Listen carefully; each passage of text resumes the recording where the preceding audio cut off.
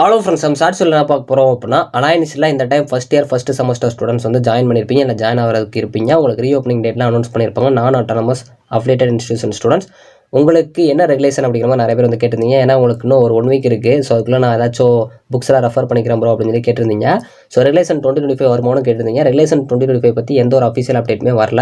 ஏன்னா regulation 2013, regulation 2017, regulation 2021 இந்த மாதிரி 4 வருஷத்துக்கு ஒரு ரெகுலேஷன்ஸ் வந்து பப்ளிஷ் பண்ணாங்க. இந்த டைம் ரெகுலேஷன் 2025 வருமானு சொல்லிட்டு அஃபீஷியலாக செக் பண்ண வரைக்கும், அஃபீஷியலாக இப்போ நான் பப்ளிஷ் பண்ணுற வரைக்கும் எந்த ஒரு அப்டேட்டுமே கிடைக்கல.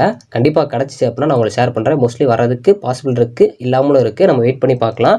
ஆனால் நீங்கள் சப்போஸ் ஏதாச்சும் புக்ஸ் ப்ரிஃபர் பண்ணோம், நானும் வந்து டைமை வந்து சேவ் பண்ணோம் அப்படின்னு நினச்சிங்கன்னா, ரெகுலேஷன் 2020 புக்ஸ் வந்து ஜஸ்ட்டு ரெஃபர் பண்ணிக்கோங்க. எதுவும் வாங்கி நீங்கள் ட்ரை பண்ணாமல் உங்களோட சீனியர்ஸ் இருந்தாங்க, இல்லை யாராவது தெரிஞ்சவங்க இருந்தாங்கன்னா அவங்ககிட்ட வாங்கி செக் பண்ணி பாருங்கள்.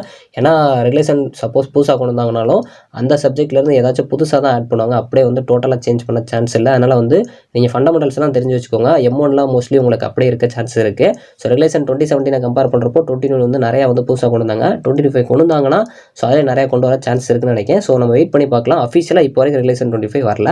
ஸோ தேங்க்ஸ் ஃபார் வாட்சிங்.